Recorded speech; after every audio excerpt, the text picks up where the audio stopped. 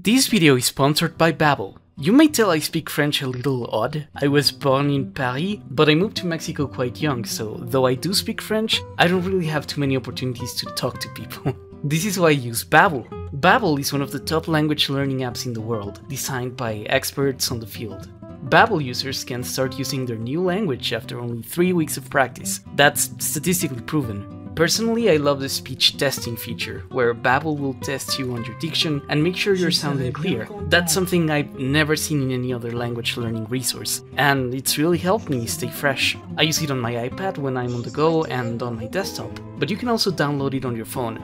Only 10% of Canadians outside of Quebec are functionally bilingual, so if you want to improve your French or any of these other languages, Babbel is making a special offer to viewers of this channel, where you'll get 60% off on your subscription with the link below. Check it out now, you'll be helping me finish this series when you do. I'd like to thank Babbel for sponsoring this video, and if you comment "Thank you Babbel," I'll give you a heart reaction. Merci beaucoup et je vous encourage encore une fois à apprendre une langue nouvelle avec Babbel.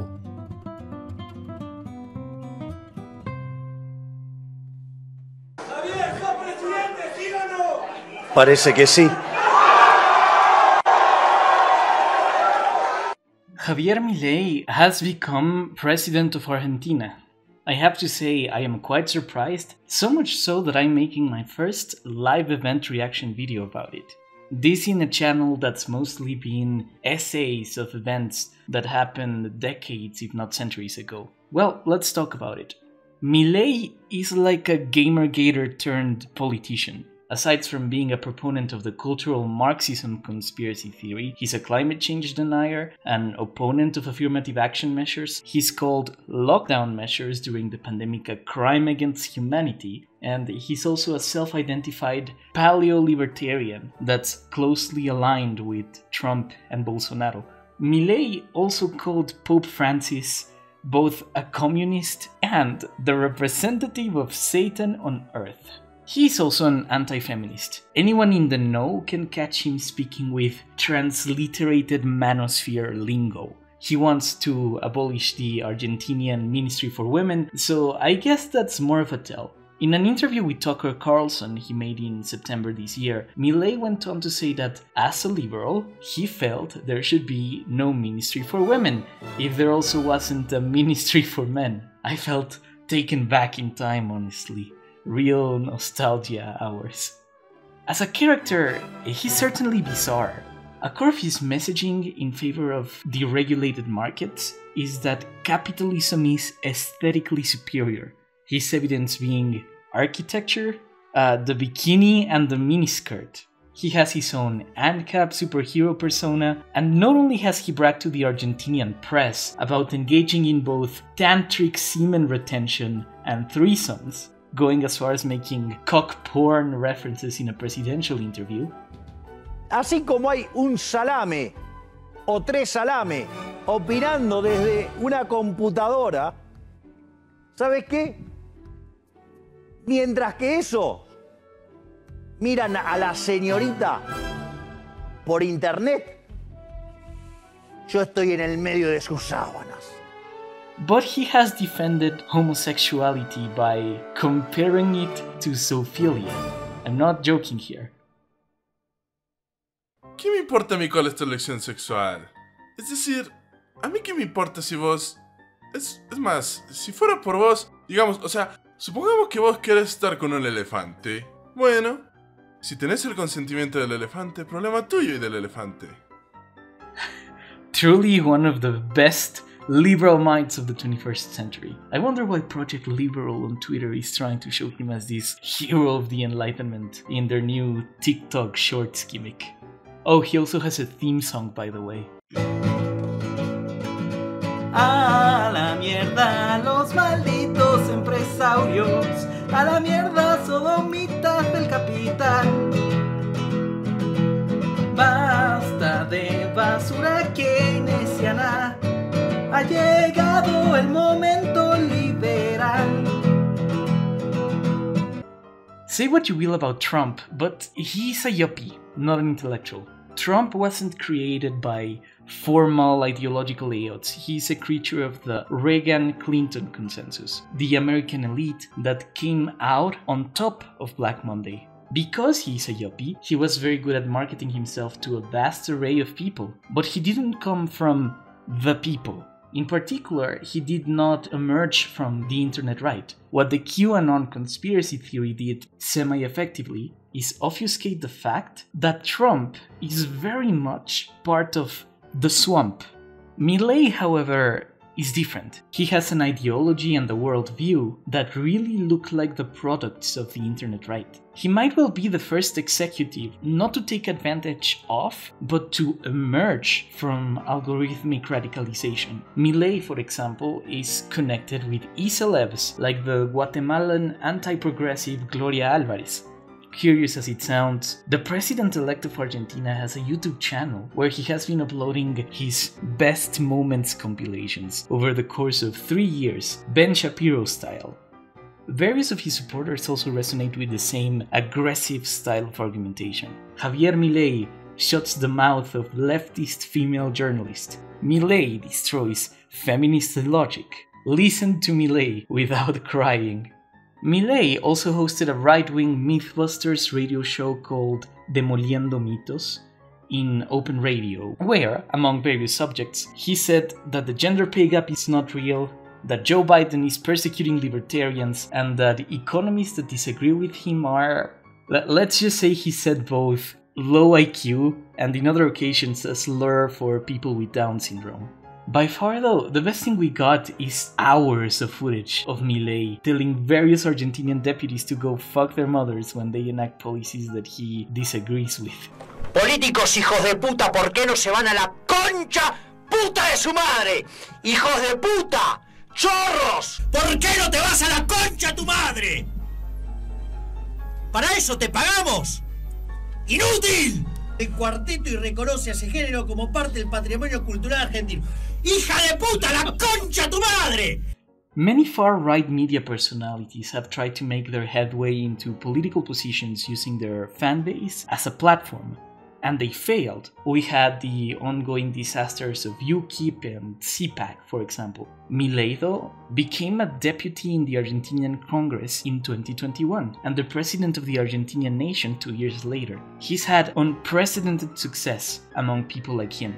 For everyone abroad, I want to tell you not to take your eyes off Argentina.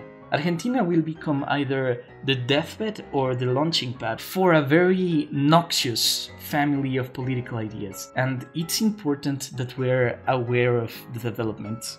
Even more than Trump, even more than the Eurosceptics, Milei is not using the right-wing ideologues as a tool to get elected. He is, and openly, one of those right-wing ideologues. The precedents being set here are incredibly important.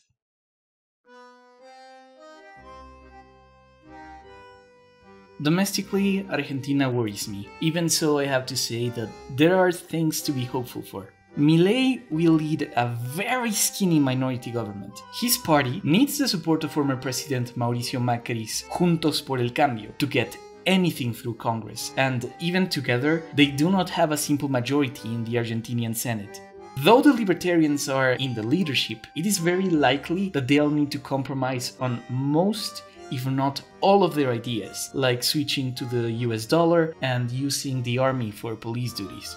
It is difficult to express to someone who is not familiar with Argentina who Mauricio Macri is. Macri is the poster boy of Argentinian neoliberalism and the president before the one who's leaving right now, Alberto Fernandez. On one hand, Macri tackled corruption and led a fiscally conservative government that rose confidence with the IMF, but on the other, his economic policies did not resolve the country's debt and inflation problems. And his competition schemes hurt all businesses below a certain size. Macri is no longer president, but he remains a moral leader of the Argentinian right. Juntos por el Cambio is the second political force of the country, which makes them Milei's most important key to power.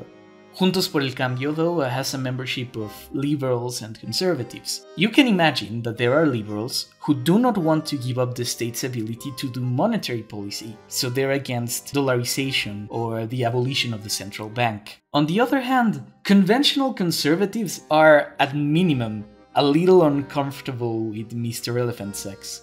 La Libertad Avanza, Milei's party, can only govern through uncomfortable alliances. And Unión Popular, the left-wing coalition, remains the biggest group in both chambers of Congress. The Argentinian left, though weakened, has options to make the most out of a bad situation. If the UP is smart enough and annoying enough, Milei could resign because of a frozen government. If Juntos por el Cambio takes the initiative, we might see a different flavor of Macri-ism in government until 2027. To their luck, some of Macri's staffers have already been appointed to the ministries, even over other choices Milei had among his associates and friends. Luis Caputo, Macri's Minister of Finance and the man who took a $44,000 million loan from the IMF, came back in the same position under Milei. Patricia Bullrich, Macri's Minister of Security and the person who ran against Milei from within Juntos por el Cambio, is now Milei's Minister of Security. The good thing is then that no, Argentina is not going to get abolished tomorrow to create the free territory of Walmart. But there are still troubles. Will Milei be a Trojan horse for a second generation of neoliberals, enabled by a libertarian ideologue? What I will try to do here is lay out some objectives I would have if I was an Argentinian leftist. This is a conversation we should have sooner rather than later, and as someone who cares about Latin American integration, I want to illustrate a couple of things and add my 2 cents to a big conversation happening internationally, one which we need to be mentally ready for before 2024.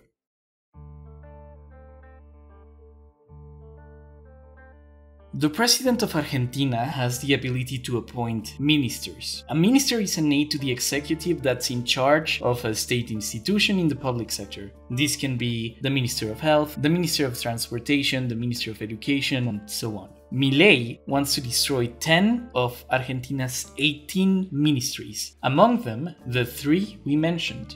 Somewhat worryingly, Milei wants to target the Ministry for Women that has functioned as a social justice organ for feminism in the state. People connected to this ministry were instrumental to legalize abortion in Argentina in 2020. Argentina is very special because through Law 27610, the voluntary interruption of pregnancy is a right, it's medically assisted, and it's also free. Argentina has one of the most, if not the most, liberal abortion laws of Latin America. I am not going to lie, disappearing the ministries is going to be terrible, but what I'm optimistic about is that it can also be an opportunity. There is going to be a future after Milei, probably sooner than we think, and all the ministries he's breaking apart could be reinvented into more competent, more cost-effective versions of themselves.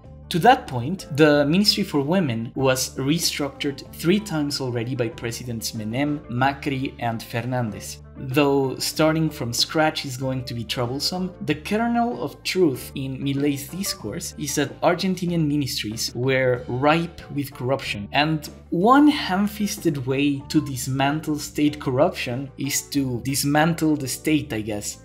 Though the ministries will be gone, and a lot of the work they do will be missed for years, all that's needed to recreate them is a presidential decree on the coming term and revenue streams. Creating a new organization is always more work-intensive than reforming one, but new organizations can also be set up with innovations that could take decades to implement via reform. The corrupt bureaucrats are going to get out of the state, and the well-intentioned bureaucrats are going to rejoin civic society very soon. This is an opportunity for the Argentinian professional managerial class to have an encounter with the population at large. If you are into direct action, you could start as small as creating mutual aid groups. Otto von Bismarck, the single most reactionary prime minister Germany ever had, was pressured to create a state healthcare system to take power away from socialists who were creating those bottom-up organizations. Say what you want about Milei, but he's no Bismarck, and he's ruling Argentina,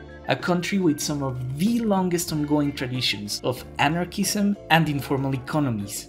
Argentinians also have something very unique: aspirations to the comfortable working class. Trabajar en blanco, what we call regular employment, is something that Argentinians yearn for. They have a culture of wanting it. People in Argentina still desire to join formal employment and be members of a union. We could say that one of the biggest public relations problems of recent governments is they've failed to generate those securitized working conditions. Regardless, Argentinians still have managed to succeed with unreported employment, or trabajar en negro. At a local level, the Argentinian economy still continues to function from the ground up, despite the sovereign debt crisis. I do not see a future where Argentinians, regardless of macroeconomic policy, stop creating institutions, organizations, and working unions at that local level. If the best of those institutions can inform government programs, then the country can always bounce back in its state building. In that sense, everything Milei breaks is something the country can rebuild.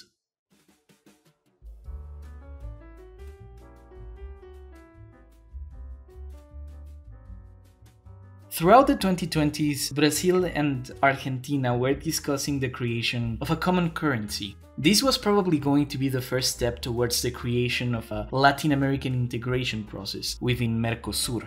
Baby steps towards a Latin American version of the euro. With the pursuit of dollarization, negotiations for the common currency plan are frozen. Not only that, but Milei wants to seek friendships with the United States and Israel, the moral leaders of the world right now, and distance Argentina from its main trading partners in BRICS. Milei kind of sticks out as a sore thumb in Latin America because right-wingers tend to be conservative, militaristic, and authoritarian. Had he been elected 5 years ago, I don't see him being allies with Piñera, the previous president of Chile. Piñera is a lifelong Christian Democrat who's been married since the 70s. He would not vibe with Milei's ambiguous support for the decriminalization of drugs and an organs market.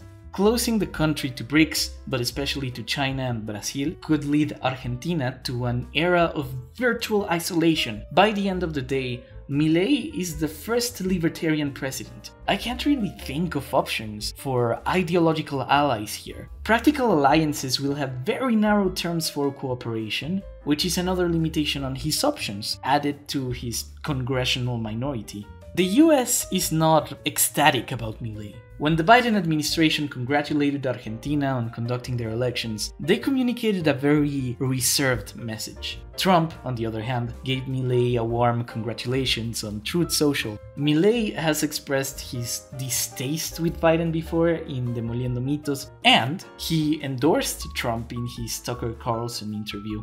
At this point, the Democratic Party knows Milei would be happier with a Republican.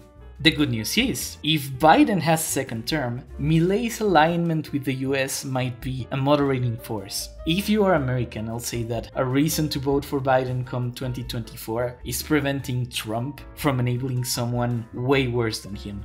Milei's interests with Israel seem to be a lot more personal. Milei is close friends with an Argentinian rabbi called Simon Axel Wanish, whom he considers a spiritual guide. Milei finds Judaism interesting, which is kind of cool, but he also wants to move the Argentinian embassy to Jerusalem, which is disgusting.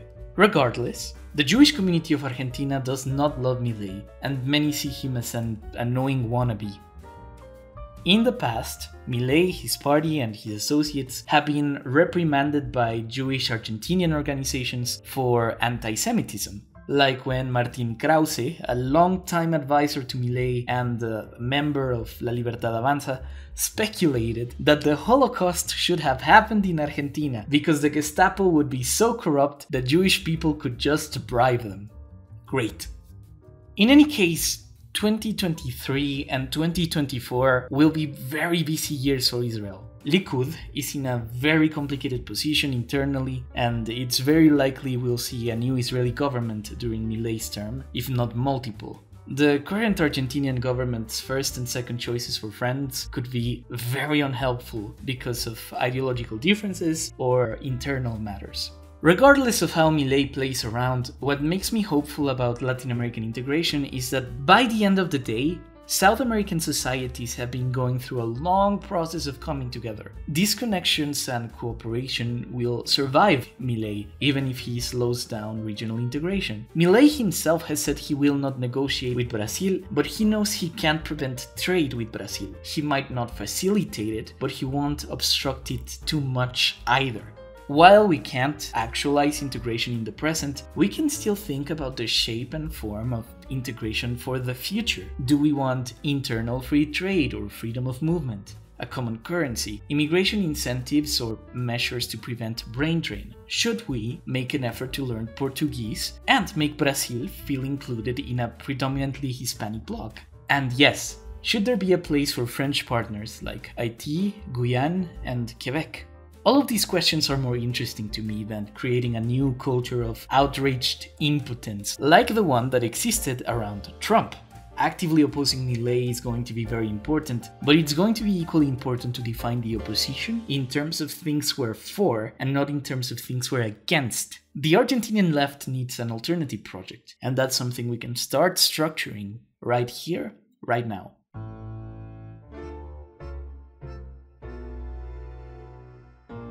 Lastly, I want to talk about allies. The Argentinian feminist Marea Verde movement that was instrumental in the legislation of abortion already took a very hardline stance against Milei. Pablo Viró, the General Secretary of the Workers' Union of Aerolíneas Argentinas, has already declared he'll oppose Milei's attempt to privatize the airline. "You'll have to kill us," he said. Even the Jewish community of Argentina is expressing its disapproval towards Milei, even before he assumes power. Milei has appointed as Procurer of the Treasury a guy called Rodolfo Barra, a former member of an Argentinian neo-Nazi group called Tacuara. Barra actually had to step down as Minister of Justice under President Menem because he was personally involved in a terrorist attack against a synagogue. Across Argentina, we see multiple groups organizing to reprimand Milei. Almost every level of civic society will argue in the strongest terms for the protection of their institutions. If you are living in Argentina or want to support people living in Argentina, you don't have to start from zero. There are multiple organizations who have been doing work for decades in welfare, human rights, and unionization. Organizations that are going to look very closely at Milei over the coming years. Argentina has a lot to protect from a mass privatization scheme, but people don't need to do it alone. Political participation comes down to getting involved in society, talking to people in your community about the small problems, and building networks that can react to the big problems. Since I was born, I don't think there's ever been a more buzzing moment in Argentinian politics. Civic society is galvanized, there are strong divisions in Congress, and leadership has a lot of challenges to get through. The optimistic way to look at this moment in history is as a creative opportunity, and I hope Argentina comes out stronger of Milei than it came in. It's just 4 years, for better or for worse. In Latin America, I think we need to be sensitive to Argentina. I know it's funny to look at a country which is famous for being arrogant and racist, taking defeat after defeat, but they're still our neighbors. We should be better than the things we say we dislike about them. It is a country where 45 million people live, and we should not want those people to suffer. 2024 is a great time to connect with Argentinians and learn about what they need, why they voted the way they voted, and if we can do anything to help. If we're lucky, they'll join the next pink wave with a more competent government and better finances. In any case, whether Milei is going to lead a successful project or not, let's stay vigilant and do what we can with what we have in front of us for now.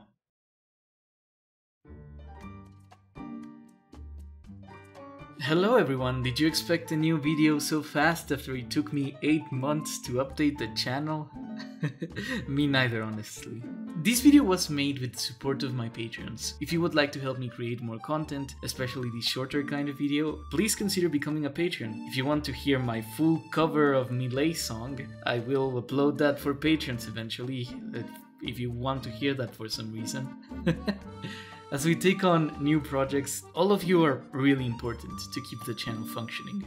If you would like to support me in other ways that aren't financial, you can subscribe, share, and like the video. I think it's important that we discuss Latin American issues, especially as there seems to be a language barrier here. I would like to once again thank Babbel for sponsoring this video, and they can help with the language barrier. Just as last time, if you comment "Thank you Babbel," I'll give you a heart reaction in the comments. As always, sources, videos, and assets are listed in the description with their licenses where relevant. Videos and clips were taken from public institutions, news outlets, and files under Creative Commons licenses. Finally, I would like to thank Pedro. He's a real-life friend who lived in Argentina for a bit. He learned the accent and decided to help me voice over Milei's elephant quote. Pedro is a lot more positive about Milei, and I want to acknowledge that. There are a lot of people who think that Milei could do a good job. I certainly understand why countries with corruption problems want to dismantle parts of the state, and if Milei can do that effectively, well, this video will be very wrong. With what I hope is a hopeful message about what we can actually do as politics, I'll end the video here. Whether you are connected with Argentina or not, I thank you for watching, and if you're watching this near publishing date, happy holidays. Bye bye!